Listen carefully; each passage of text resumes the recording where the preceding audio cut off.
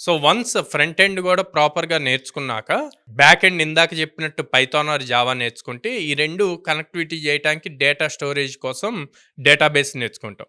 Database వచ్చేసి MySQL గాని, MongoDB గాని నేర్చుకుంటాం. ఓకే. హ్మ్. మైఎస్‌క్యూఎల్‌లో ఆర్ మోంగోడీబీలో క్రడ్ ఆపరేషన్స్ అన్నవి చాలా ఇంపార్టెంట్. క్రడ్ అంటే 4 things. Create, read, update, delete.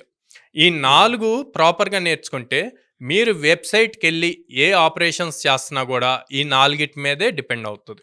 అసలు మొత్తం ఇంకా ఎంటైర్ వెబ్‌సైట్ ఏ వెబ్‌సైట్ అయినా తీసుకోండి. హ్మ్. ఆన్‌లైన్‌లో ఉన్న ఏ వెబ్‌సైట్ తీసుకున్నా ఈ 4 ఆపరేషన్స్ మీదే డిపెండ్ అవుద్ది. Okay. CRUD operations create, read, update, delete.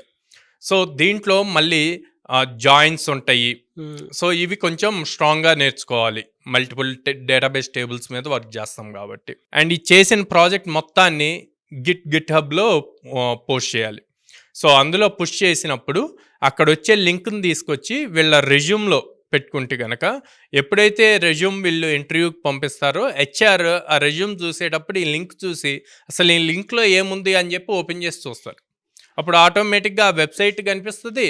At the same time దాంట్లో ఉన్న టెక్నాలజీస్ ఏం యూజ్ చేశారు. రిక్రూటర్‌కి ఒక థాట్ వస్తది. ఓకే. తిను ది బెస్ట్ పెర్ఫార్మ్ చేస్తున్నాడు. లెర్నింగ్‌కి స్కోప్ ఉంది. టెక్నాలజీస్ తెలుసు. ఇంటర్వ్యూ బాగా చేయొచ్చు అన్న థాట్‌కి వస్తారనమాట.